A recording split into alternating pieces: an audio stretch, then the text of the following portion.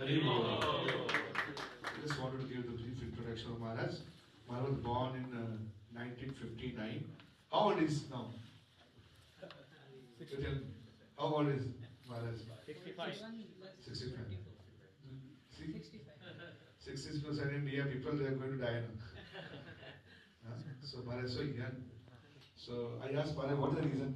Maharaj said, this African body will not crack very easily. Maharaj used the word crack. So then he joined the ISKCON in 1986 and became the first South African sannyasi. And then he involved in the various projects and the preaching in different parts of the world, especially Zululand and Zimbabwe. And he was a very good book distributor. Early 19, he distributed a lot of books in UK. And also he was looking after South African temple in Durban and Cape Town, middle 90s, East Africa, Kenya, Uganda, late 90s till 2003. And Maharaj chosen the sannyas order 2005 and initiated into sannyas ashram 2008. And Maharaj travels South America, Africa, Russia, Brazil. So we are very, very fortunate that among us we have now Maharaj is here. So he is traveling in Delhi. So he just got a 2 days schedule of Maharaj. Now from here Maharaj is going different, different parts, other programs. And Maharaj going to Bombay and then Puri. Yes, we were discussing Maharaj whole year plan. Whole year plan, Maharaj. So let's welcome loudly by chanting Hare Krishna, Krishna Krishna, Hare Hare, Hare Ram, Ram, Hare Hare. Maharaj did mining engineering, so he was in quality, quality of construction, something, I don't know what would happen to mining, but he was very expert in mining. And he's a very deep philosopher. He's a very good speaker. We had a lot of deep discussion. Maharaj's clarity of thought is very, high. So he read the scriptures very scrutinizingly, and now he's preaching enthusiastically. Hare Krishna. Thank you. So आप सबका भी धन्यवाद.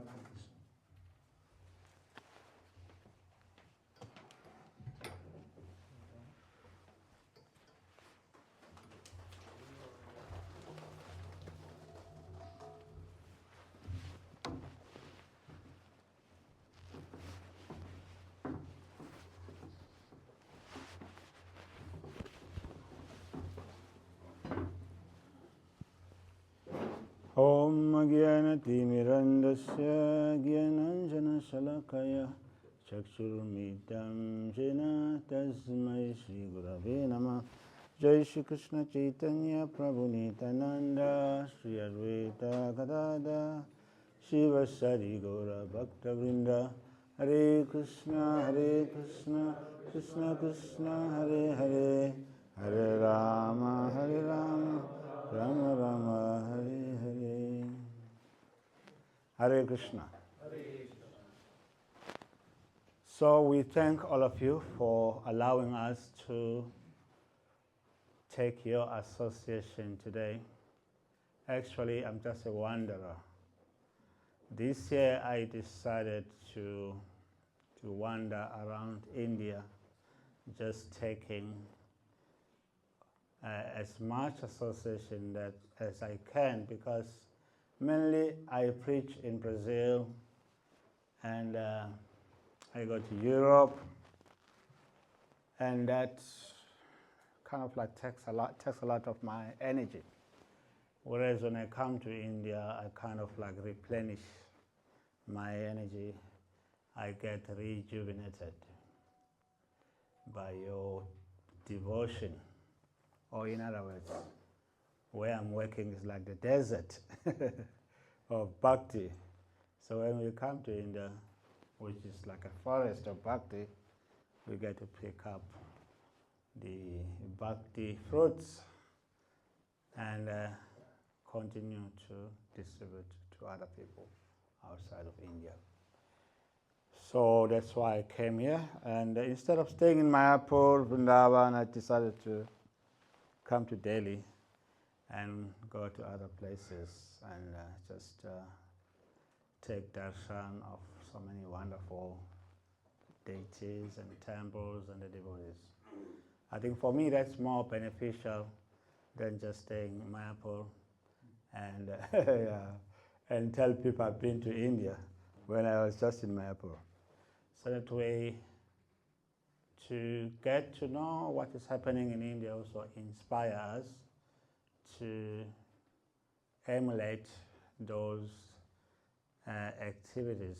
Like there are so many nice goshalas here and eco village farms. Yeah, it's very, very encouraging.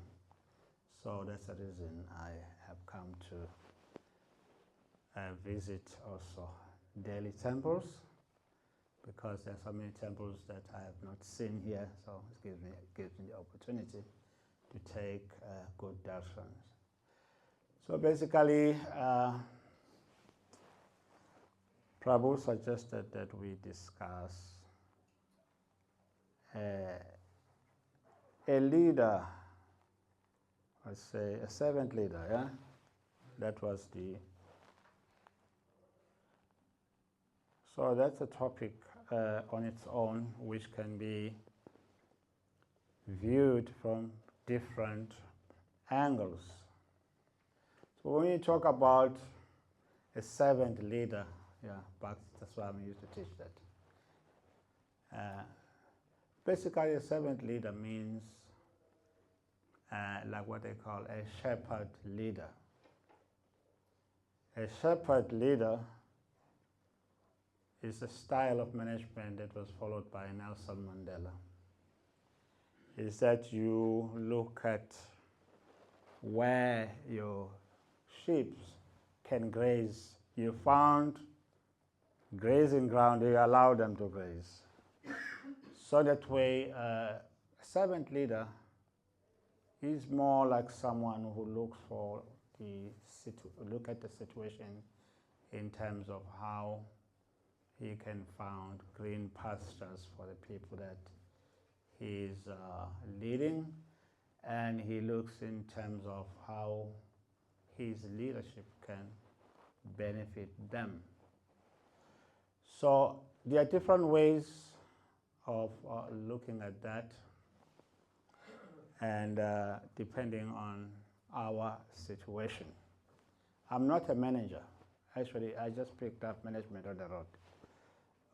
In my experiences as some years ago, I was temple president for a short period, vice president, and of course, coming from engineering, also in my office there was management, and yes, but I didn't go to university to do MBA or no. I'm not a type of manager. I learn on the road. I learn on the job.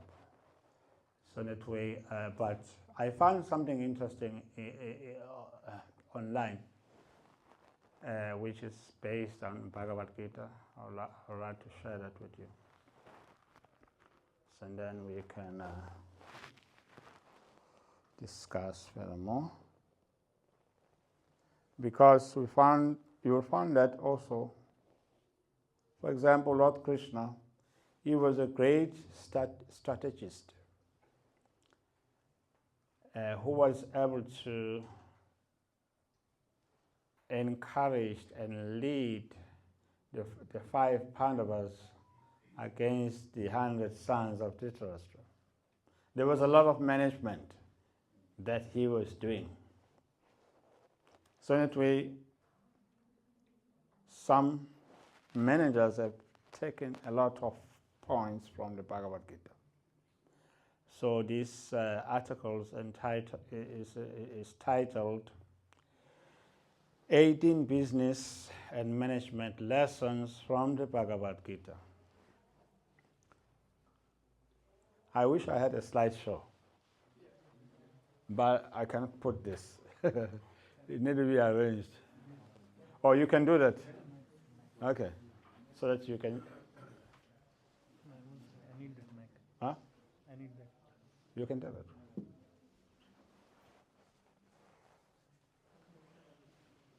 So in that way, different ways of management. But in social engineering, there are two ways. It's either you can do crisis management or you can do preventive management. Preventive management means that you prevent things before they happen. How do you do that? Let's say you are dealing with a transport manager. Your business is transport. So those vehicles, they are the asset for the company. But in order for them to work productively, there's a need for them to be maintained proper. When they are due to services, they should be taken for services on time. Whereas crisis management means that you are in a transport business, your vehicles are running to the ground only when they are totally broken, and then you try to pick up the pieces, try to fix them, and then it costs the company more money, and yes, it could lead to the failure of the company. So whereas preventive management means you study these things and then you work in such a way that you prevent problems before they happen. There's another example. So in a similar way, we can deal with different aspects of business or company differently, but applying the same principles. What is liability to the company? What is our asset?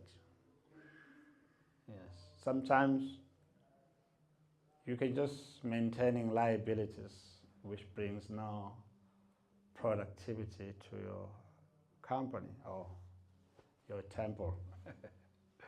So here we are running temples. The temples are just like companies. Yeah. So if we apply certain principles, then we can see that our temples thrive. And how you manage money, how you use money, it can be either you are letting the money go out of the temple, or you are using the money to make more money for the temple also, by preventing over expenditures, unnecessary expenditures. Sometimes we spend unnecessarily. You buy vehicles that you don't need at that point. There are so many things that we do that are untimely. So preventive management means that we have to study your situation, see whether you need to spend at that time, or maybe you may need to postpone. So these are kind of like our details in management, which are based on preventive principle. Okay, you got it on the board? Okay, good.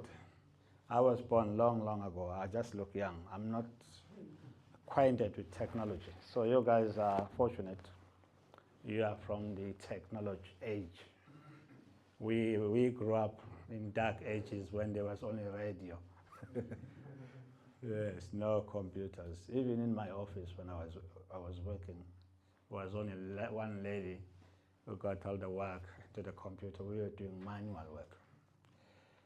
Okay, these are 18 business management lessons from the Bhagavad Gita.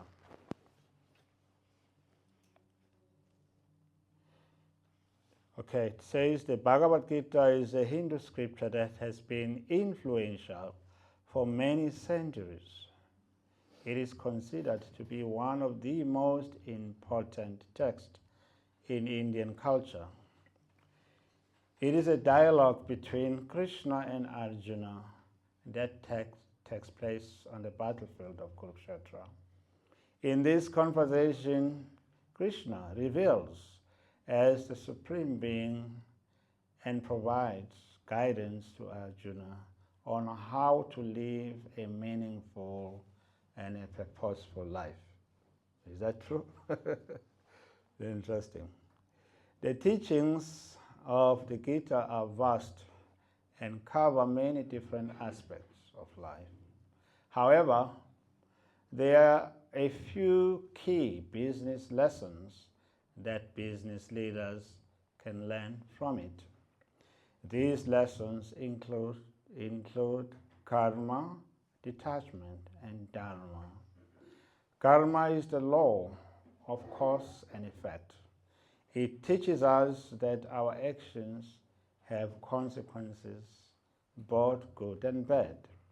This is an important lesson for business leaders because it reminds us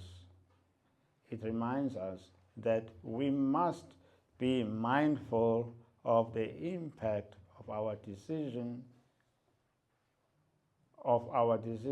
have on others. So this is another point. They are saying that we must be mindful as we make decisions because our decisions could have negative or positive impact on others. I had this experience when I was managing temples. Sometimes we had to make a decision which involved other people. Like once I was a temple president temporarily of a big temple, and then some devotees came to me and said, there was a girl, where I come from, we also have girls in temples as full-time devotees. So it became very difficult. So I'm a brahmachari, I'm a temple president, and then some ladies, they came complaining about this new girl who had joined the temple. She was coming from a university that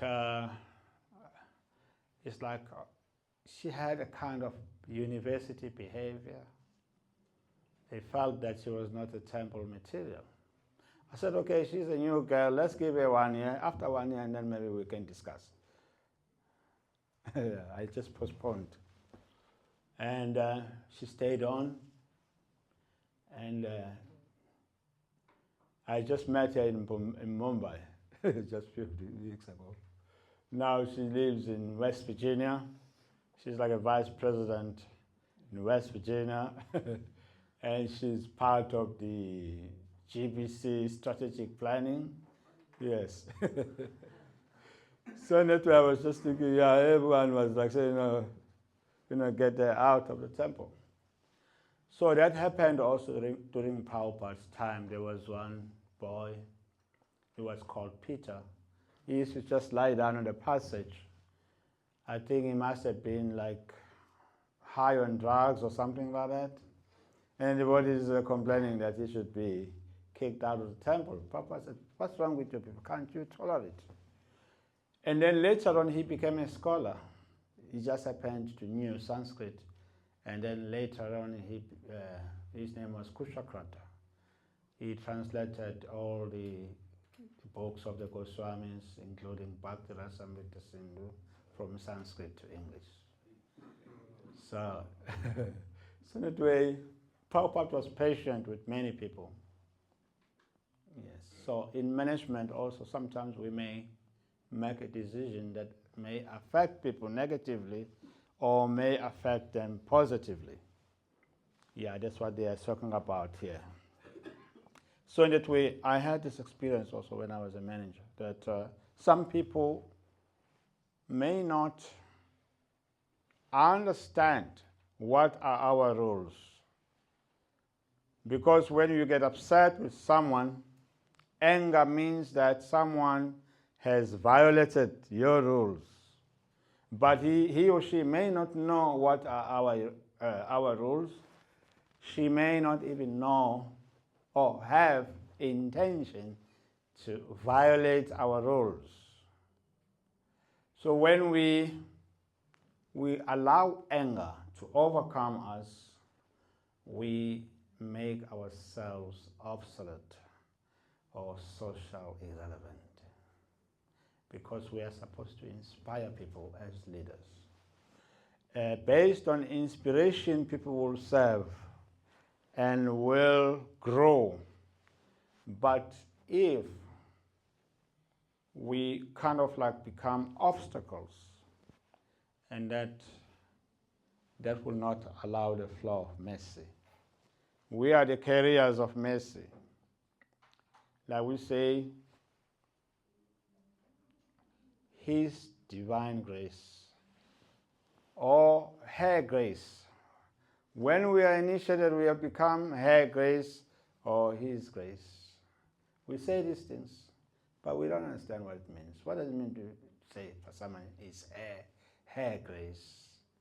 Her grace Vishaka Devidasi. Her grace Rupa Manjari Devidasi. His grace Jagannanda Prabhu. It has a deep meaning. What is the meaning? The meaning is that when you are initiated, you become an instrument of grace. Grace from Krishna through Parampara has to flow through you. What we mean, her grace or His divine grace. His divine grace refers to God, God's mercy.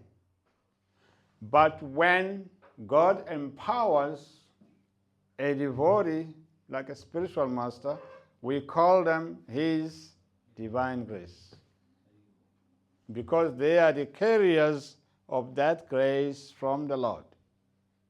He may be an ordinary person, but because he is being empowered by the Lord to carry the Lord's grace to us, hence His divine grace. So when He initiates the disciples, they become her grace or His grace. It's a continuation of the same grace. What does this grace, divine grace, His divine grace or her grace mean? It means to do someone a favor that they could not do for themselves. To do someone kindness that they could not repay you for. That is her grace or His grace.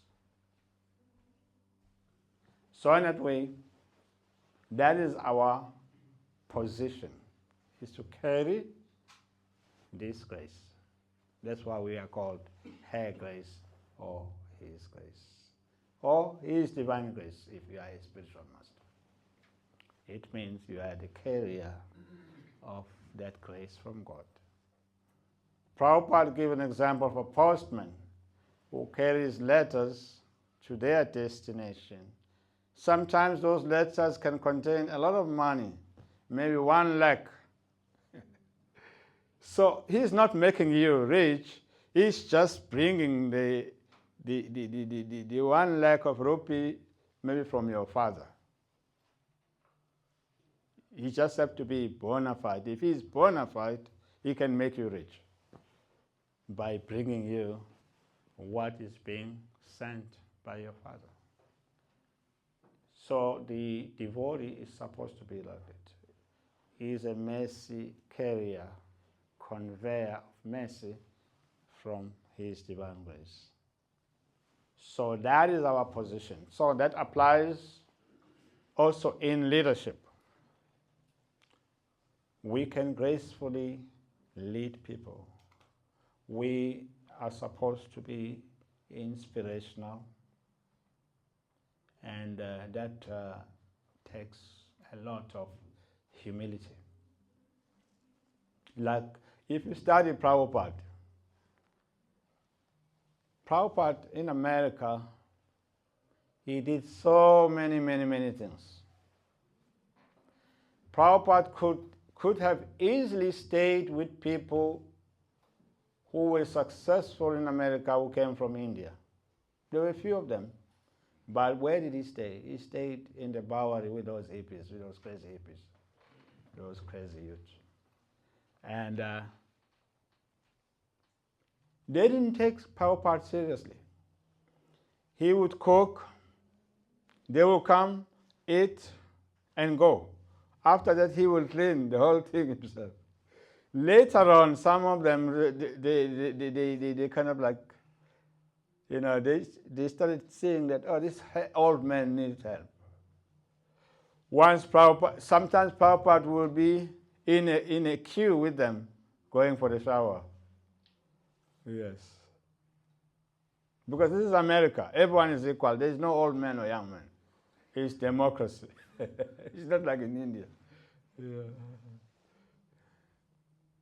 And Prabhupada, once he was staying with one young man who was always on drugs. His name was David, one of the hippies.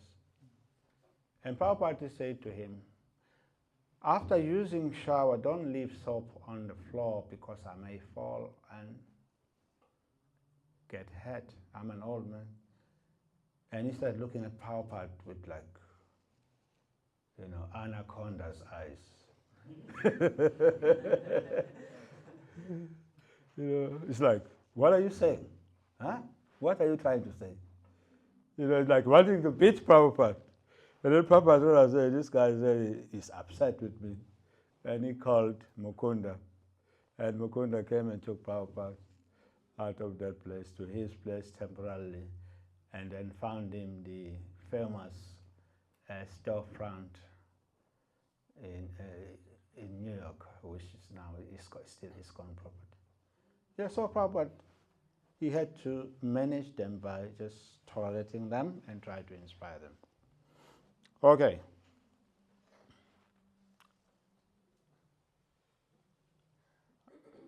So that's one of the lessons of the Bhagavad Gita, is about karma. And then another point they are making here is detachment. Detachment, the ability to remain calm and collected in the face of adversity. This is a valuable quality for business leaders because it allows us to make clear-headed decisions when faced with challenging situations. Dharma is our duty or purpose in life. It reminds us that we have a responsibility to ourselves and to the world around us. This is an important lesson for business leaders because it helps us to focus on what is truly important and to make choices that will benefit the greater good. The Bhagavad Gita is a powerful and timeless text that can offer guidance to business leaders in all aspects of life. By understanding and applying the lessons of karma, detachment, and dharma, we can make wiser decisions, create more positive outcomes, and ultimately lead more fulfilling lives. The concept of karma and how it applies to business leaders. Karma is a central concept in Hinduism, and it is often described as the law of cause and effect. It is the belief that our actions have consequences, both good and bad, and that these consequences will come back to us in the future. This principle can apply to business leaders in a number of ways.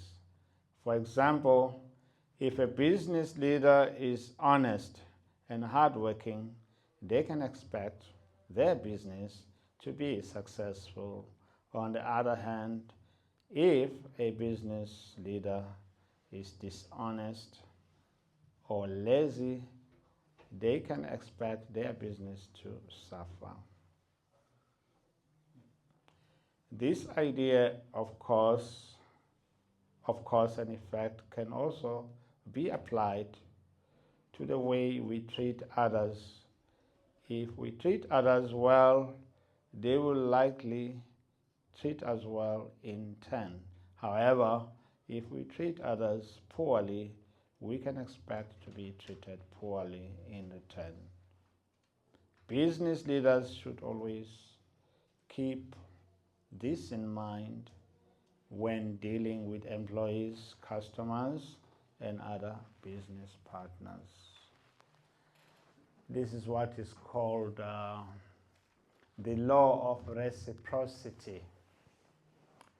The law of reciprocity means that when you overtly show kindness, friendship, and care for others, they will also treat you in a similar way.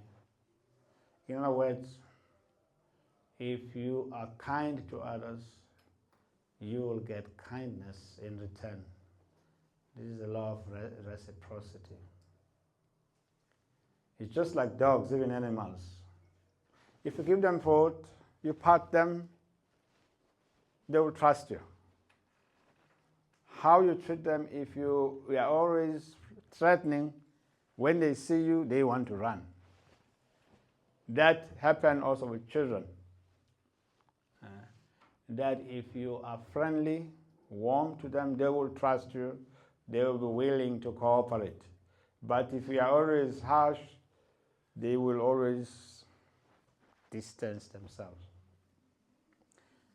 It's like in our school days, we had a system of corporal punishment.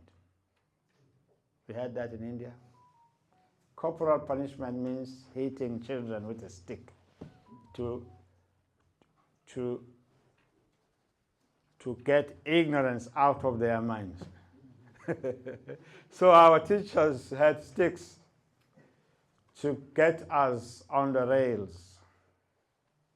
I still have scars today. And I don't remember those teachers of hell, you know. Yeah, they were just a nightmare to us. But they came from an old system that in order to get the children to learn, you have to scare hell out of them. Yeah. I remember the first day of school, we got registered. It took 2 days. We were many of us, the first year students. And then we came to, and then after the registration, we were divided and put in different classes.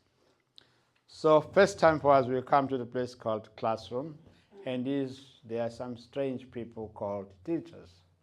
And they have sticks, you know, in their hands as if they are cowboys. Ready to head the cows. We were the cows to be beaten with those things. And then we went home. When we went back home, we told our mothers, we don't want to go back to that place called school. Why? There are these people who are hitting us with a stick. They told us, now you are students. You are no longer babies. You have to go to school. So we had to go. We had no other choice. So that way, in leadership, if we are too firm, too authoritative, it can kind of like scare or instill fear, unnecessary fear, to the people that we are leading. Just like us, we feared those teachers. I don't even remember them up to this day, because my experience with them was terrible. Yes. And yes. So that was not good experience. People, when they are working under us, they should remember us for the rest of their lives. They should be able to say, this was my good leader. He taught me this and this. From him I've learned this and that. Yes, that's good leadership. We should lead in such a way that people will always feel that they've been benefited in our leadership or in working with us. We should lead in such a way that people will always have positive feelings when they think about us. Not like my school teachers who always, held sticks to whip us. So when I think about them, I fear. See? So in that way, leadership should always inspire those who are being led, or those who are being taught. If we are teachers, we are leading children. They should be inspired when they think about us, not fear. That fear discouraged most of the students. It caused most of the students to drop out of the school because of fear of that corporal punishment and the harshness of those teachers. Of course, those were the old, not so good days. Sometimes we say the old good days, but some of those days can be the old, not so good days. Yes. Because they were trained by colonialists. They were coming from colonial system which taught them to beat a hell out of us. You see? Not to treat us with love and kindness. So they were trained by their colonial masters to represent colonial masters and us. So in that way, and instead of teaching us, they were colonizing us. Yes, creating a situation of fear. I think maybe they got their karma for whipping us with those sticks by now. I don't know where they are. So it says here, the law of karma will get back on us if we deal with people otherwise. So they are explaining about the law of karma in leadership and in business.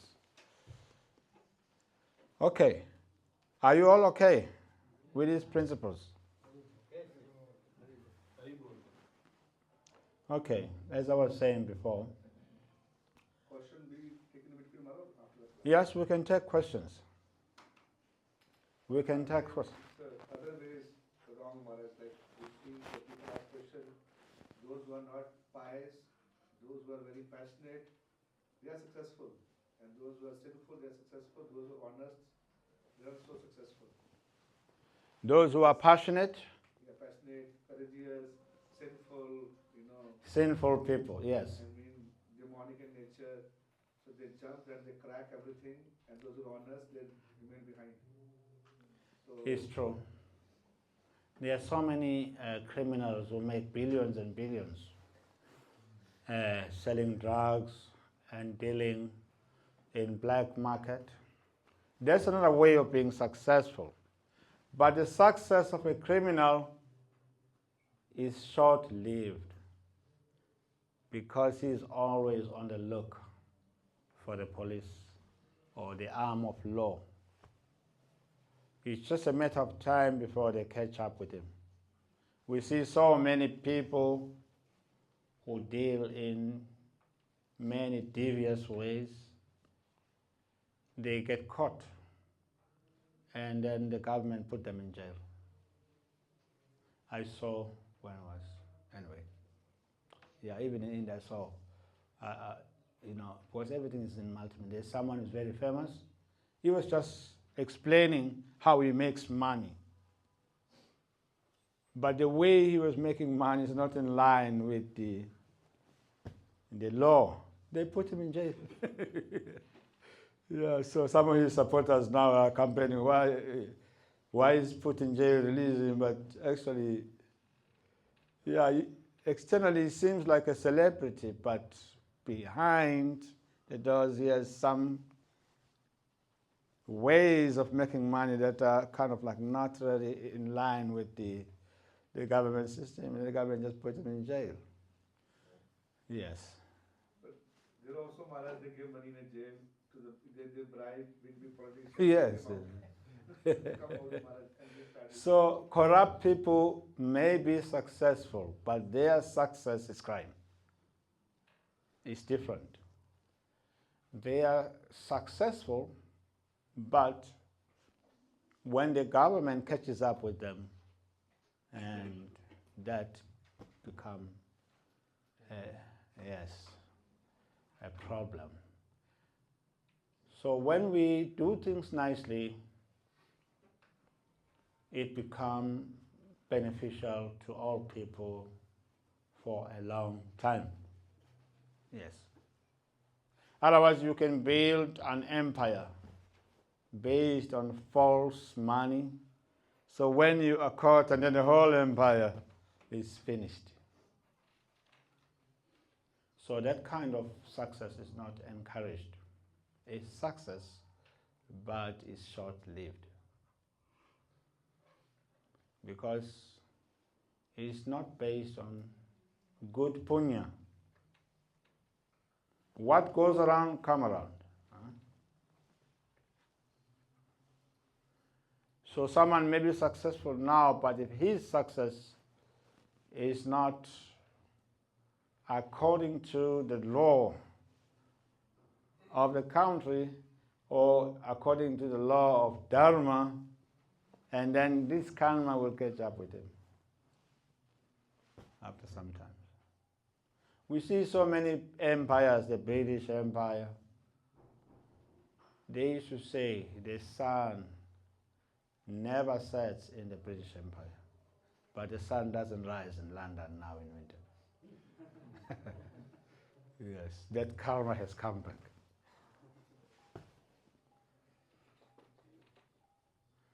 The Roman Empire, so many empires that were very great, very successful, but their success was based on robbing and exploiting other countries. Now, the sun does not shine in those empires. We have seen that in history. So someone may be successful, depends what kind of success he's getting. If it's in line with Dharma, that's great. That will go a long way. But criminals also are successful. Yes, their success is short-lived. You can study any criminal organization, you will find that actually their success is short-lived, because karma catches up with them later. Any other question? Prabhu? Hare Krishna, Prabhuji. Maharaj, what about the natural instinct? Like the predators, if they turn herbivorous, they'll die. The parents? Predators, the fierce animals, the carnivorous, Carnivorous animals, yes? Yeah, if they don't kill, They don't kill. if they die, so how do they accumulate karma? What about the natural instinct? No, animals don't accumulate karma. The law of karma only works on us, human beings. No, karma doesn't work with animals. They are just controlled by law of nature. When a tiger kills a cow, he doesn't incur any karma. That is his nature. He is not like a human being. A human being has full faculties to be able to distinguish between what is right and wrong. So these laws are for human beings. But animals, they don't incur any karma from killing other animals for consumption. Thank you for the question. Hare Krishna, Maharaj. Yes, Prabhu? First of all, thank you so much. This is a very, very deep subject, and I think the three topics that you picked up, karma, detachment, and dharma, are very much intertwined. And Yes. one question that I have is, as leaders, when we see in these corporate organizations, I think I completely understand this concept, and I'm trying to relate to the concept of servant leadership that is ISKCON in general also follows, because as we call everybody a das, it's a very, very powerful theme. But I find it very difficult. I've just been associated with ISKCON for the last 1 year now. Applying this in a corporate world is unable to understand, Yes. unable to relate. But as I try to do this in real world, and when you lead with tolerance, when you lead with respect, patience, and compassion, empathy, but at times what happens is, because at the end of the day, we work in a corporate world, and they have, the way you said, animals have a nature to kill and maybe to feed themselves. Similarly, Yes. when you are in a corporate world, you have to earn revenue, you have to drive results. Otherwise, we are not here for CSR, the companies will not exist.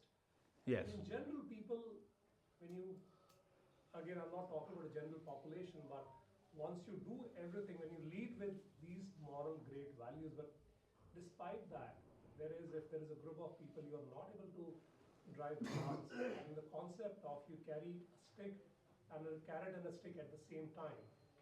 And then at times, if you have to apply, the values of fear also has its own value. So at times you have to pick up a stick and a fear to deliver results. And will it be considered right? And that is somehow I'm trying to get.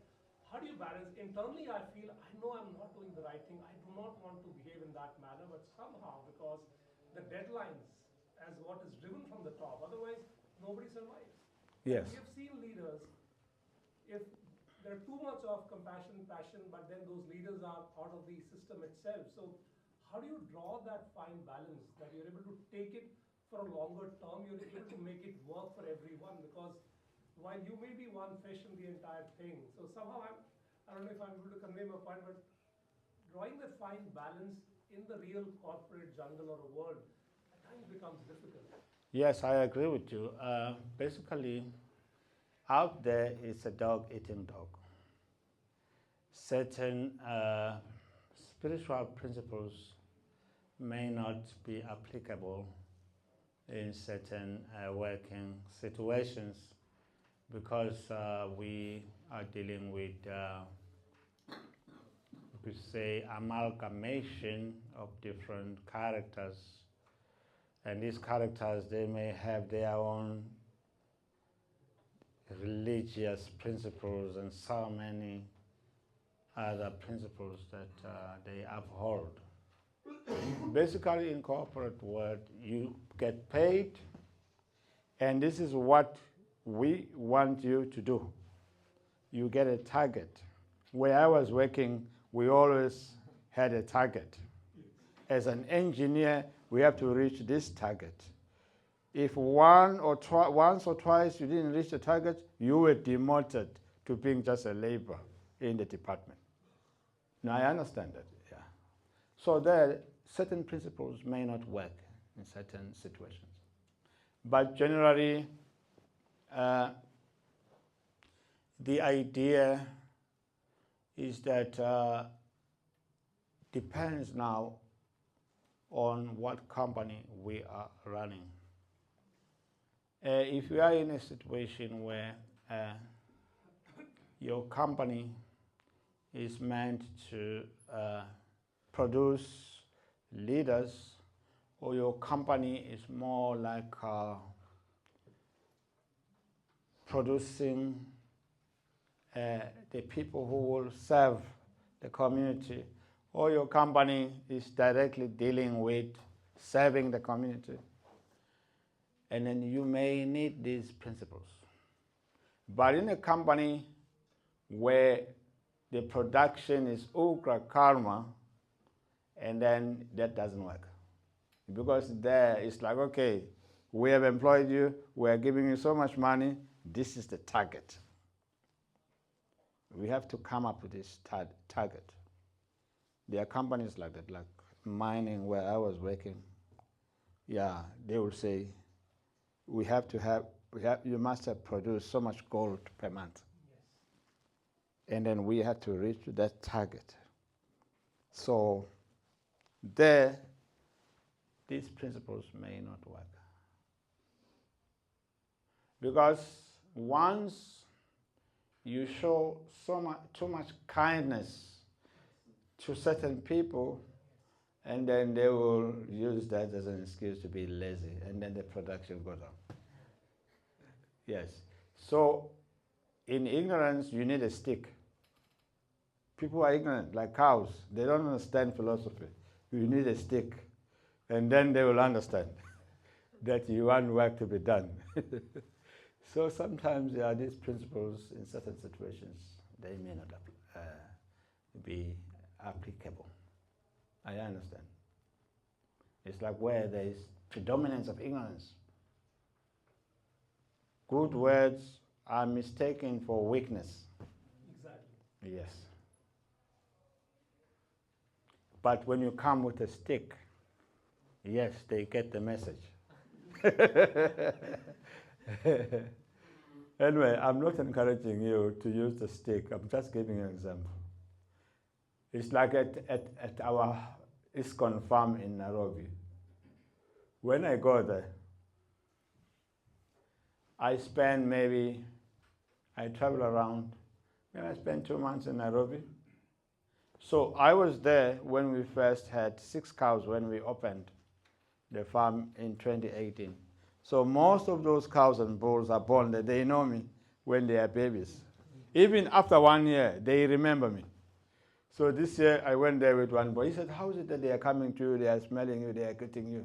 I said, no, because when they were babies, I was feeding them chapatis. I used to go there and chant. In the morning, I would chant there for them. So they know me, they can hear my voice. Yes, I'll feed them ladus, I'll feed them chapatis like that. So they associate me with that. But with other animals, it may not work. Yes.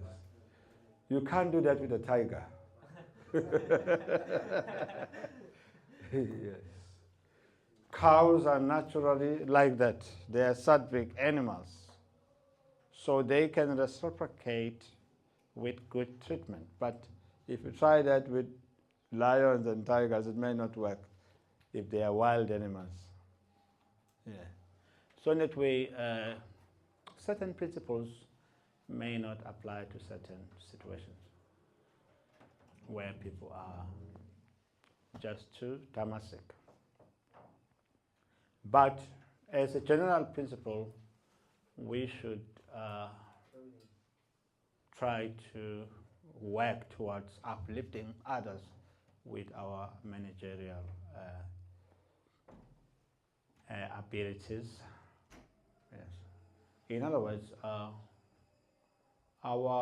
any kind of work that we are doing should be uplifting to the people.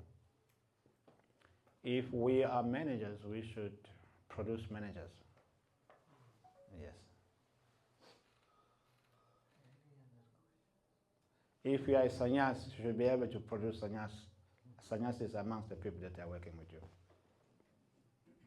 It's just like when I was a sannyas candidate, when I was a brahmachari, I became a sannyas candidate, and then the GPCs told me, you start a project. I said, okay, I'll take 2 countries. And then I went to one country, I registered ISKCON. I took one devotee, one brahmachari, he was from there, he was only 3 years in the movement. When I registered ISKCON there, I made him a co-director with me. So someone asked me, how did you make a new devotee a director? I said, no, I wanted him, because he's from that country, I wanted him to be a director, a leader of that country. That's my business, is to make leaders wherever I go. Not that I become like the absolute leader. In my management system, I want to produce leaders. So that even if I'm not there, whatever I started can go on because I produce people to continue what we started. So that way, we should be also mindful of that our leadership should encourage people also to take responsibilities. We should create that environment that we can do. But we cannot change people who are too tamasic. Yes, we can help them to rise above the remote. But in corporate world, that doesn't work. Unless if we own the company, if the devotee owns the company, because there, everything counts.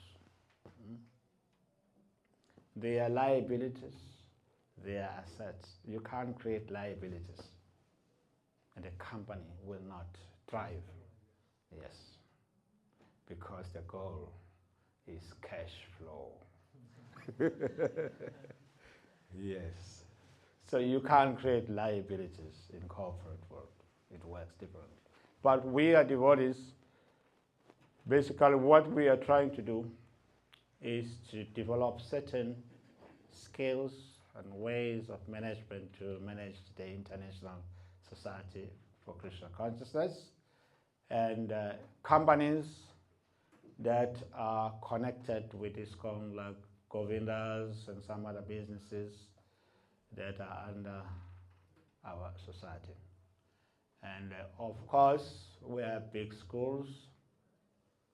Like in East Africa, we just got 500 acres of land where we're going to create a village for devotees with clinics, schools, and all that. That requires management. So basically, we are more into managing ISKCON projects. These principles apply in our ISKCON management system. But in corporate world, yes, some of these principles will apply, but not in many situations. Okay, thank you very much for your question. Anybody else? My question is that, when we talk about the principles of Bhagavad Gita, the people are so ignorant, they are not very much aware of the value of Bhagavad Gita. So how we can make it reach to maximum number of people in India? Even in India, people know that Bhagavad Gita is important, but they don't read it. They don't read it. Yeah. Because they are familiar with Bhagavad Gita.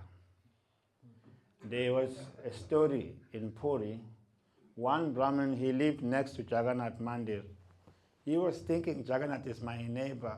I don't need to take darshan. So some pujaris asked him. He just, every day he will bring pani for Jagannath. He will bring water. So pujaris will ask him, why are you not taking Jagannath? You're taking darshan. He used to say, Kal darshan karunga. Tomorrow I will take darshan. Jagannath is not going anywhere. He's my neighbor. He's always here. So people in India also, they think, I know the Gita. My father had a Gita. My grandfather had a Gita. We've been having Gita at home. For generations, we know the Gita. But he has never read it.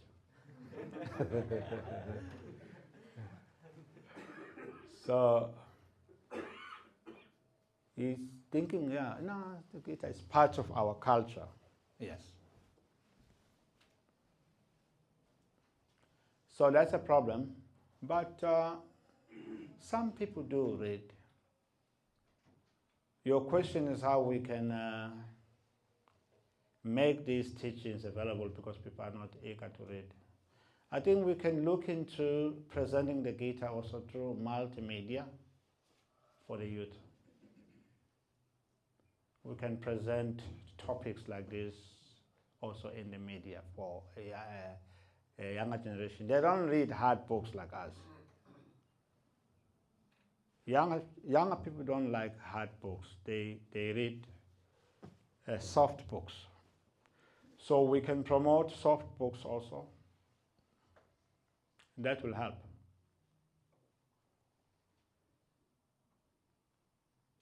Something like that. We have to find a way modern ways that appeal to the youth.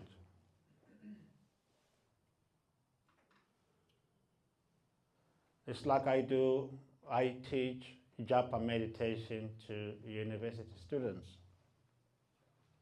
But I have to find a way that appeals to them. You understand? And we do retreats. So the retreat has to be arranged in such a way that it's not too rigid. It's more, we have like bushfire.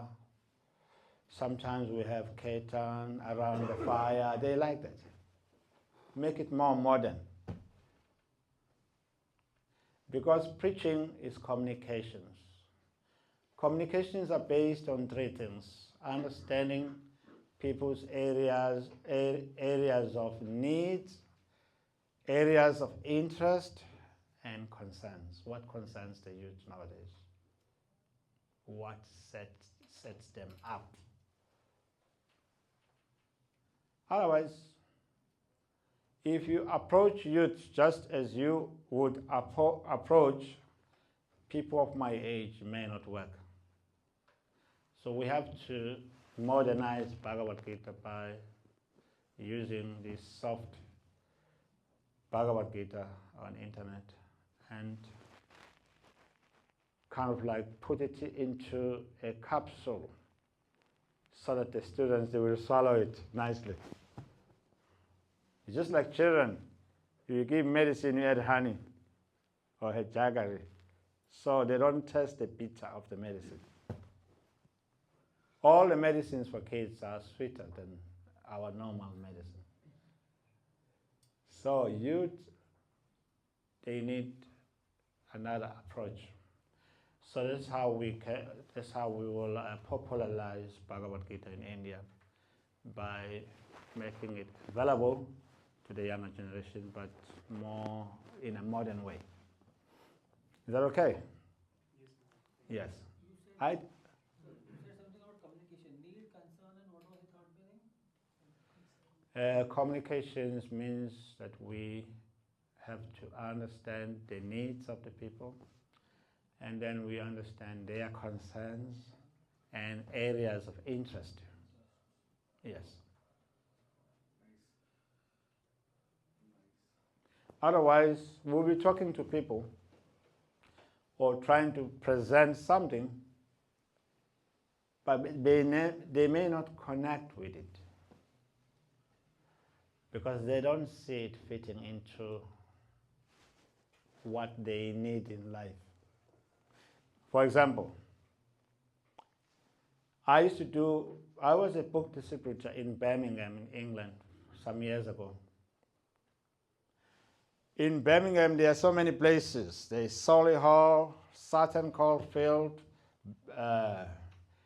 there's Dudley, so many places, small towns. And there's one town called Blackheath, which was an industrial town. So people from that place are very dull, both men and women.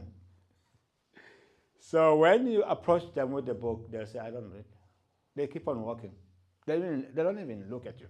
I don't read, I don't read, I don't read, I don't read, I don't read. It's just a mantra, it's like a mantra.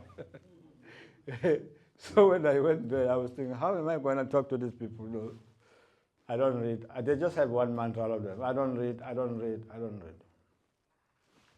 So then I devised a plan, a bait. See, our book, we were distributing Bhagavad Gita in those days in England. We were selling Bhagavad Gita for £10. So our Bhagavad Gita, I think it's still the same. Outside is brown, it's like chocolate color, brown, right? When you open, inside is white, like ice cream. So I go to these people. I say, look at this book, madam. Outside is like ice cream, it's like chocolate. Inside is like, it will give you a taste of ice cream. They will laugh. And they will stop. They want to hear more. What is it about this book?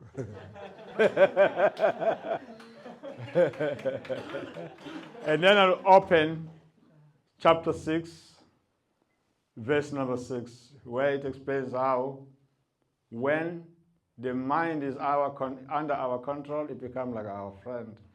Whereas the mind that is not under our control become our worst enemies. They know that the mind is really a problem. Yes, they will laugh and say, take it. Okay, I'll take it. Yes, so that way, that's what they need. They need something that is exciting, that is in line with their taste. So you use words like ice cream and chocolate because the things that they like. Yes. Or sometimes we'll say on Sangitan in London, because in London around this time in December there's always fog. You don't see the sun for months and months. So you say, excuse me, sir, today we are flagging these books out. These books are very special. You will say, what's so special about them? I'll say, if you buy one of these books, the sun will shine in London. They will laugh. Why the sun will shine? Because London represents darkness. These books, they are representing the sun. Yes. So that way, that's what it means to found people's areas of interest, needs, and concerns. You say something that is in the area of their interest, and you connect with the Bhagavad Gita or the book that you have. Yes, in that way, when you are in Europe, you learn so many ways of connecting with people because they are tough. Yeah, they are just tough. It's not like in India. India people are respectful, mellow, dharmic. Yes. There, they just see a person who is like wasting their time. They don't even want to stop. So that way, by understanding the areas of people's needs, interests, and concerns, we will be able to get them. So by understanding the areas of youth in India, and then we can package the Bhagavad Gita accordingly, especially through multimedia. They can have access to soft copies online. Or we can select certain parts of Bhagavad Gita and present that online. I did that during the COVID. I will select just certain parts of Bhagavad Gita. Like, for example, we can say why Arjuna was bewildered. What was Arjuna's dilemma? Arjuna's dilemma. And that became a topic. And then you present points online. What was Arjuna's dilemma? And then connecting it with modern days people, modern people's dilemmas.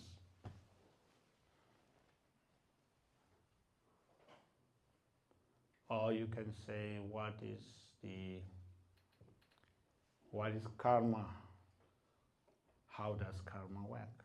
From Bhagavad Gita. So there's so many topics that we can select and present, which will inspire people to get copies. You get me? Yes. So younger people, they need something like that. Short but to the point. Like I was addressing the youth, someone asked me to come and address the youth. So when I was looking into, I went to, I checked the internet, what problems youth faces in India. So when I went to speak to them, I knew, yes, what they are facing. So like that. So then you connect the Bhagavad Gita with the problems that the youth are facing. So in that way, it works when you understand people's areas of interest and areas of concerns and needs. Yes, that's how communications work. Just like when I was a brahmachari sannyas candidate, or I went to one country, they asked me to start my project. In that country, Jayatita Maharaj went there with his disciples. He could not preach. And then another sannyas, Patasarati Goswami Maharaj, went there in 1990, 91. And he was kicked out. But it's just a small country of over 1 million people. So what I did a research to find out why they were tough. And then I came to know that there was a king. It's a country that is ruled by a king.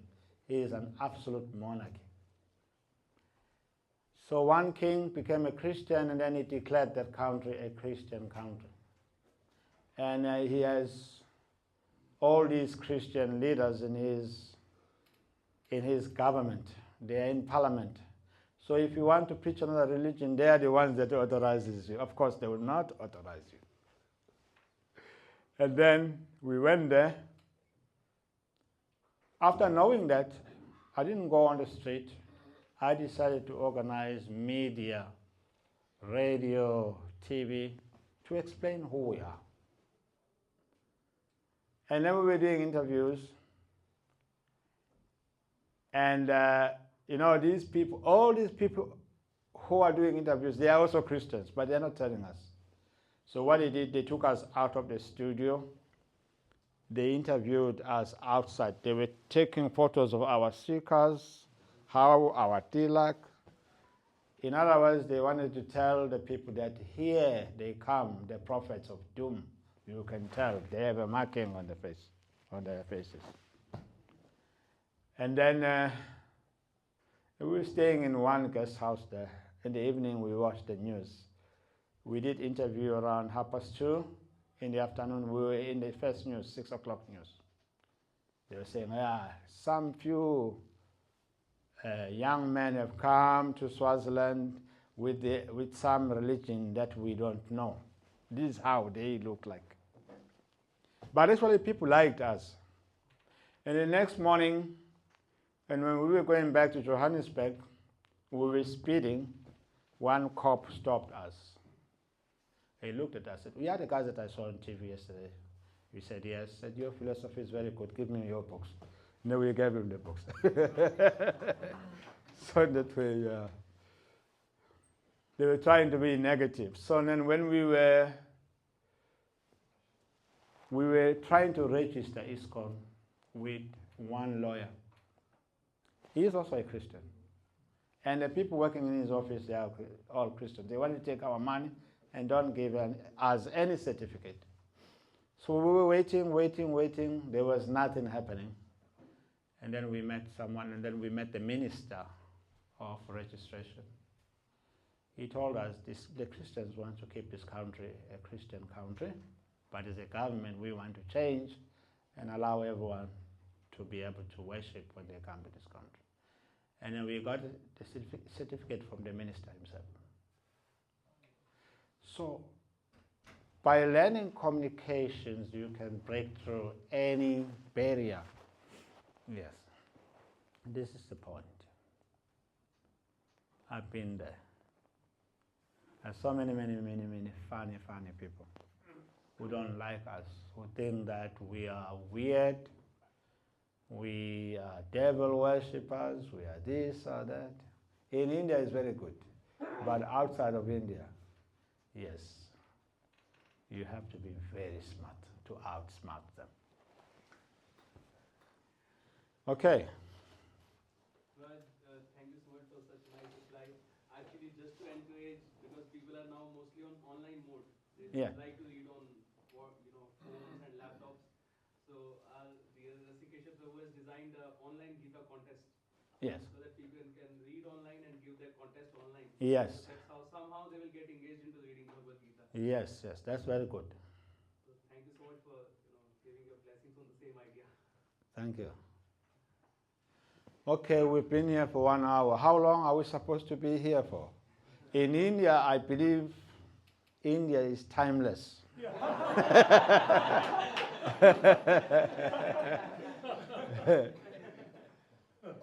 So how long should we continue for? I don't know. For me, I'm used to time. Yeah. So should we stop here or should we read? I think it's after 9 now. 9 is Yes, 9:35. Okay. Should we stop? Okay, thank you very much. Srila Prabhupada ki.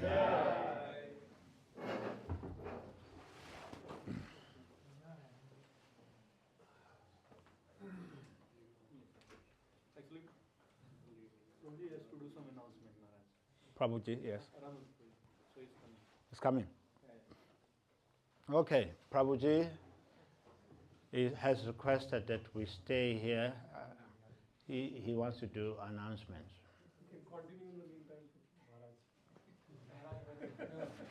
Maharaj, I have one question Yes, Prabhuji. from Maharaj. You have given so many practical examples and all that. In order to increase the turnover of a company, if the boss is using this stick system, means harsh words like that to the employee, so he will also suffer that laws of karma. Maybe his business Yes. increase the turnover, but the boss has to suffer that way also. Yes, he will suffer karma, yes. Yes, the law of karma is very intricate.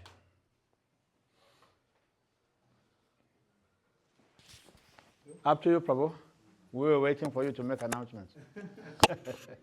Yeah, so thank you so much, Maharaj, for your wonderful, thoughtful, very grave, and very modern lecture.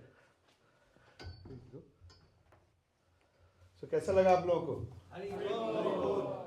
So, thank you so much, Maharaj, for your presence and giving the blessings to all of us. Let's thank Maharaj by loudly chanting. Hare Krishna, Krishna Krishna, Hare Hare Ram, Ram Ram, Hare Hare. So, one surprise announcement. Now, after this, Maharaj, we have made renovate 2-3 offices. We want to open it from your hand. We have what? Office. Office, okay.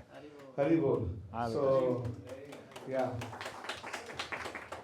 So Maharaj, we were discussing yesterday with Maharaj. So Maharaj is traveling a lot, globally.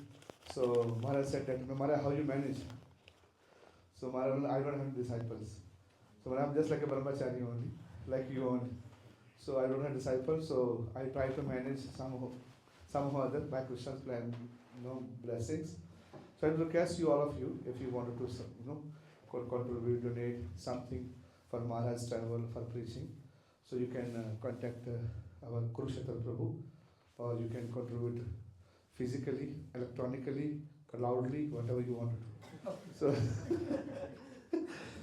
So you can give to our Kurukshetra Prabhu. So thank you, Maharaj, for we'll again wish you more and more association. And कैसा लगा आप लोगों को? Any point जो आपको अच्छा लगा आज? Take away points. One. Anybody want to share? तो बहुत आपको टच किया. 1 point है यहाँ. I think a great point that Maharaj mentioned was about book distribution में how can we relate book distribution to the challenges of the audience. Yeah. Maharaj gave a wonderful example of London wherein they don't get sunshine during the winters. Yes. So by distributing books, people say कि if you take Bhagavad Gita, then the sun will shine in Delhi. Similarly, to the people of Gurgaon, we can say if you take Bhagavad Gita, it will do away with the air pollution of Gurgaon. Okay. Thank you so much. Yes, Boo. So communication, understanding, need, interest, and concern. Yeah. See that based on timeless circumstances, need, interest, concern. Yeah, we have to mold. Especially what I like Maharaj answer what Prabhuji was asking, that is, the principles, the people of ignorance, they are different principles. Those who are passionate, they are different principles. It's not like what we are learning here, it is like 100% you can apply this. Very difficult, very, very tough people. So thank you Maharaj for such a one enlightening session. So let's move. Now we have Prashadam for all of you. First we can go for office opening, Srila Prabhupada office opening, then after we can have Prashadam. So, yeah. Group photo. Okay. Group photo के लिए जल्दी आ जाइए. Group photo ले लेता हूँ महाराज.